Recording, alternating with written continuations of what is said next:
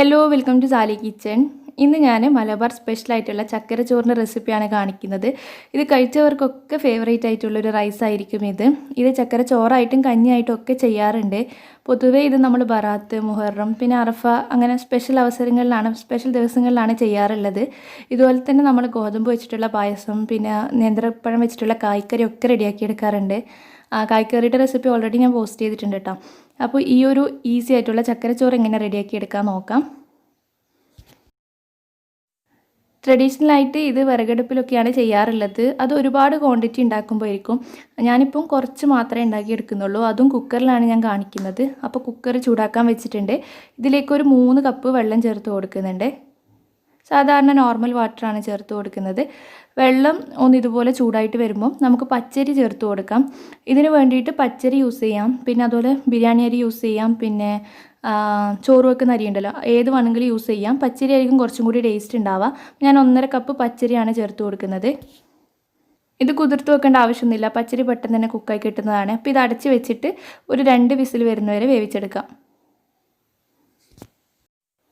പിന്നെ ഒരു 4 അച്ച് ശർക്കര 1 കപ്പ് വെള്ളത്തിൽ നമുക്കൊന്ന് മെൽറ്റാക്കി എടുക്കാം. മധുരം നിങ്ങൾക്ക് എത്രയാണോ വേണ്ടതെന്ന് വെച്ചാൽ അതിനനുസരിച്ചിട്ട് എടുക്കാം. ഞാനിപ്പോൾ ടോട്ടൽ 5 അച്ചോളം എടുക്കുന്നുണ്ട്. അത് ലാസ്റ്റാണ് ചേർത്ത് കൊടുക്കാം.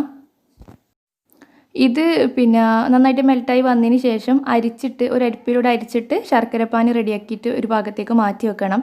അപ്പോഴേക്കും നമ്മുടെ കുക്കറിൻ്റെ വിസിലൊക്കെ വന്നിട്ടുണ്ടാവും.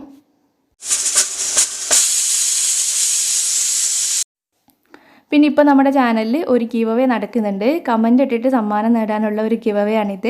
10 പേർക്ക് സമ്മാനം കൊടുക്കുന്നുണ്ട്. അതുകൊണ്ട് കുറച്ച് പേർക്കൊക്കെ വിന്നാവാനുള്ള ചാൻസ് കൂടുതലാണ്. പിന്നെ ഒരാൾക്ക് എത്ര വേണമെങ്കിലും കമൻ്റ് ഇടാം. കമൻറ്റിലൂടെയാണ് നമ്മൾ വിന്നറിനെ എടുക്കുക. 5 ലക്ഷം സബ്സ്ക്രൈബേഴ്സ് ആവുന്നവരായിട്ട് ഈ ഒരു ഗിവ് അവേ കൊണ്ടുപോകാം. അപ്പോൾ എല്ലാവരും പാർട്ടിസിപ്പേറ്റ് ചെയ്യണം. ഇപ്പോൾ വിസിലൊക്കെ വന്നിട്ട് കംപ്ലീറ്റ് പ്രഷറൊക്കെ പോയിട്ടുണ്ട്. ഇപ്പോൾ നമ്മുടെ റൈസ് റെഡി ആയിട്ടുണ്ട്. കറക്റ്റ് പാകത്തിനാണ് റെഡിയായി വന്നിട്ടുള്ളത്. ഇപ്പോൾ ഒരു നെയ്ച്ചോറൊക്കെ പോലെയാണുള്ളത്. ഇതിലേക്ക് നമ്മൾ നേരത്തെ മെൽറ്റാക്കാൻ വെച്ച ശർക്കരപ്പാനി ഉണ്ടല്ലോ, അത് ചേർത്ത് കൊടുക്കാം.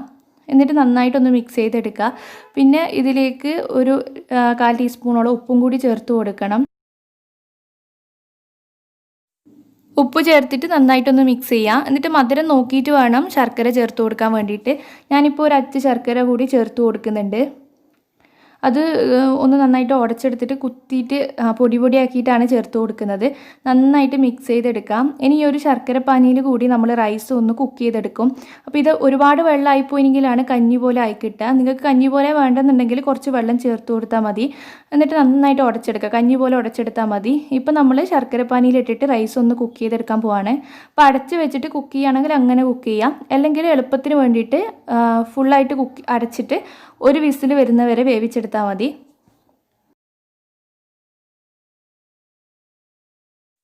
ഇപ്പോൾ നമ്മുടെ ചക്കരച്ചോറ് നന്നായിട്ട് ആ ഒരു ശർക്കരപ്പാനിയിൽ കുക്കായിട്ട് കംപ്ലീറ്റ് വെള്ളമൊക്കെ വറ്റി ഒരു ചോറിൻ്റെ പരുവത്തിലേക്ക് വന്നിട്ടുണ്ട്. അവസാനം ഇതിലേക്ക് നല്ലൊരു ഫ്ലേവർ കിട്ടാൻ വേണ്ടിയിട്ട് 2 ഏലക്ക ചേർത്ത് കൊടുക്കുന്നുണ്ട്. അതുപോലെ തന്നെ 1 ടീസ്പൂണോളം നെയ്യും കൂടി ചേർത്ത് കൊടുക്കുന്നുണ്ട്.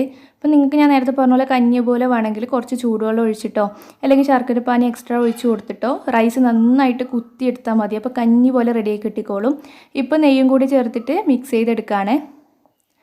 ഇനി ഇതിനൊരു സ്പെഷ്യൽ ടേസ്റ്റ് കൊടുക്കാൻ വേണ്ടിയിട്ട് തേങ്ങ കൂടി ചേർത്ത് കൊടുക്കുന്നുണ്ട്. ഞാൻ ഒരു മുറി തേങ്ങ ചിരവിയെടുത്തതാണ് ചേർത്ത് കൊടുക്കുന്നത്. അപ്പോൾ അതും കൂടി ചേർത്ത് മിക്സ് ചെയ്ത് കഴിഞ്ഞ് കഴിഞ്ഞാൽ നമ്മുടെ സ്പെഷ്യലായിട്ടുള്ള നല്ല ടേസ്റ്റി ആയിട്ടുള്ള ചക്കരച്ചോറ് റെഡി ആയിട്ടുണ്ട്. അടിപൊളി ടേസ്റ്റാണ്. ഇതുവരെ കഴിക്കാത്തവരുണ്ടെങ്കിൽ ഒരിക്കൽ നിങ്ങൾ ട്രൈ ചെയ്താൽ മതി. ഇടയ്ക്കിടയ്ക്ക് ഉണ്ടാക്കിക്കോളും. എളുപ്പത്തിൽ പെട്ടെന്ന് നമുക്ക് രാവിലെ ബ്രേക്ക്ഫാസ്റ്റ് ആയിട്ടും ഇത് റെഡിയാക്കി എടുക്കാൻ പറ്റുന്നതാണ്. അപ്പോൾ ഞാനിത് ട്രഡീഷണലായിട്ട് സെർവ് ചെയ്യാൻ വേണ്ടിയിട്ട് വാഴയിലൊക്കെയാണ് സെർവ് ചെയ്തിട്ടുള്ളത്. അപ്പോൾ എന്തായാലും എല്ലാവർക്കും ഇഷ്ടപ്പെടും. ട്രൈ ചെയ്തിട്ട് ഫീഡ്ബാക്ക് കമൻറ്റ് ബോക്സിൽ പറയണം. ഈ ഒരു വീഡിയോ ഇഷ്ടപ്പെടുകയാണെങ്കിൽ ലൈക്ക് ചെയ്യാനും അതുപോലെ ഷെയർ ചെയ്യാനും ഒന്നും മറക്കല്ലേ. താങ്ക്